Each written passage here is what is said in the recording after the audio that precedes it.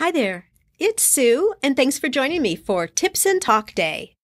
These are bite-sized topics that I pull from community questions and things that I'm observing in the world of handmade small business. If you'd like to submit a topic, DM me over on Instagram at Gift Biz Unwrapped. A few weeks ago, I was at a podcasting conference called Podfest. Seriously, one of the best events I've ever attended in terms of learning timely and relevant new things and meeting the most incredible people. Now, you may ask, how does this apply to you? You're not a podcaster, most likely, but I see application in 7 areas that we can apply as handmade product makers, and that's what we'll go over today. First, I want to point out that the reason I got so much out of this conference is that I went in with 3 goals in mind. 3 things that if I walked out with the answers or solutions, my time spent there would be a success. This is how I approach every conference because it's super easy to become overwhelmed by all the bright, shiny things and lose track of why I'm there. And let's face it, it's energizing to get away for a bit, meet up with friends and connect with new people. But if I'm not advancing in my business, I can consider it more a vacation than business travel. Something to consider as you head off to your next business event.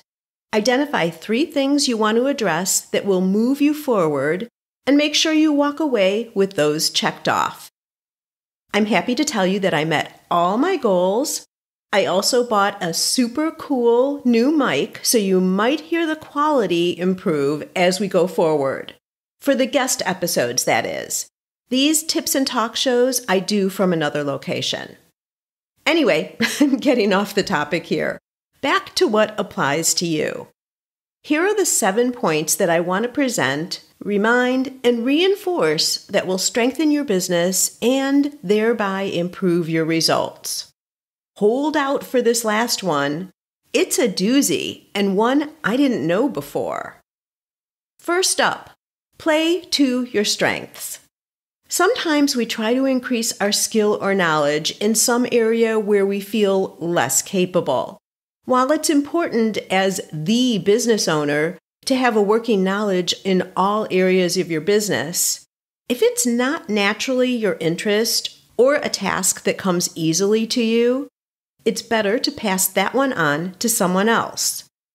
Working against the grain to obtain detailed training and do those projects, the ones where you feel resistance, will not get you as far as you'll be if you lean into what comes naturally to you.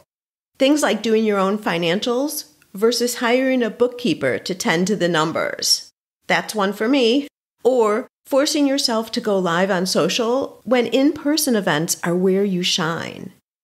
Doing more of what you're strong at and backfilling the rest will advance you further. Now, I know when you start out, you're doing all the things. This is advice as you grow and start spinning things off. Number 2, keep your eye on the customer. Now this one, on the podcasting side, is about how valuable well-known guests are for our listeners. That's you, of course. If I had a celebrity or a big name on the show, it gives me bragging rights. But if it's not someone related to growing your business, how valuable is it for you, apart from the entertainment? I've actually heard from many of you, and I see it in my analytics, that the most popular guest shows are ones where I'm talking with a maker that you can relate to. Not some big brand that feels so unachievable or unrelatable to you. On your side, this could apply to how you post on social media. Are you mixing in personal things that don't relate in any way to your business and feels totally disconnected from your customers on your Instagram feed? As an example, you sell handmade pottery and randomly images pop up showing your horses or your son pitching at his last softball game. If you can relate this back to your product or business in some way, that's fine. But completely unconnected content like that holds no value for your follower otherwise.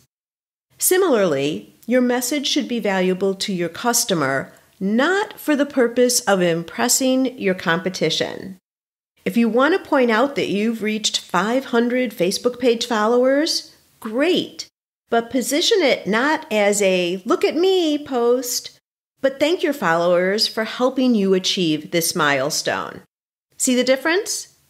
This leads to my third point, consistency.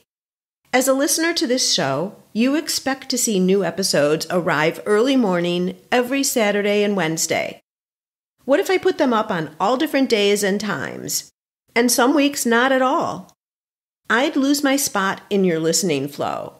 You may even unsubscribe. Don't underestimate keeping to a schedule. This applies to showing up regularly on your social media platforms and when sending emails. Have you ever gotten an email from someone who you interacted with years ago, and then all of a sudden they're popping into your inbox now? To my way of thinking, that's email abuse, and I hit unsubscribe. Show up or be forgotten and erased. Next up, number 4. Be visible as an authority. You may not think, since you make products to sell, that you're an authority, but in reality, you are. You're an authority on the production end for sure. The tools you use, the methods and techniques you found along the way. These things even lead some makers to create classes to share what they know. Maybe you've done this already too. And it can go further. If you're a baker, there may be health benefits to some of the ingredients you use. If you work with essential oils, you can talk about emotions provoked by various scents, and on and on. The topics can be used for social posts, or even better, in blogs. To get more information about blogging, reference back to Tips and Talk number 67. Sharing this information positions you as an authority. And this tips the scale in your favor when a purchase is being considered. We all want to buy from a specialist and expert. It's perceived that products are higher quality and value. So position yourself as the expert. Tip number 5 is don't be the same as others. There's a natural tendency to look at your competition and copy exactly what they're doing. What that creates is only more of the same, and that's boring. There's no problem looking at what's already available in your industry to create a baseline, but then setting yourself apart and making what you do different allows you to stand out. It's so important in your business that I dedicate an entire module of my Maker's MBA program on how to do this. By the way, Maker's MBA, if you've been interested in it in the past, is now always open. No more waiting months and sitting on a waiting list to get in. If you're interested, of course, you can go over to the website, look under courses, and check out Maker's MBA. Back to not being the same as others, you're seeing it at work right now with this podcast. Instituting the Gift Biz Bash is new and unlike what others are doing in the podcast realm. And I have more fun new things on the way. 2 or 3 things in the works that, most important, allow me to be of additional service to you, but also set my show apart from others. I can't wait to bring them to you, and they're right around the corner. And when I do, I will ask for feedback. This is point 6. Similar to validating your product in the beginning when you start your business, including your customers in some of your other decisions, and asking for feedback keeps you in tune with their needs and how well you're fulfilling them. It's easy to create things in a vacuum with the assumption that people want what you're making. Then you do a surprise reveal, many times with disappointing results. You could be entirely off the mark because you're just too close to the plan. Getting customer input prevents this from happening and subtly walks your customers into, quote-unquote, buying into the plan. They begin to feel invested in what you're doing because they've had a part of its conception. Asking for feedback is a powerful, but very underutilized activity. Finally, even though all those points are important, this last one is the most important of all, and one I didn't know about. You know all that legalese that you just click and accept when you sign up for your email provider? I know, whoever reads that anyway. That's why the type is so small. Nobody does. But did you know hidden in that language is wording about how they can change their rules at any time and that they can shut down your email account too? OMG, seriously, did you know that could happen? I didn't. This is point 7. Protect against email censorship. The person at Podfest who talked about this had it happen to her, so it is real. An email list of tens of thousands was blocked. We covered this before for social media, that you don't own access to any of your followers, but the solution and action we always talk about is getting their email, because as long as you've captured the email information in the proper way, they've agreed to be included on your list. You own the ability to be able to communicate with them through their email. You have ownership of your email list. While this is still true, you are at risk if randomly your provider decides to censor your business email. The solution?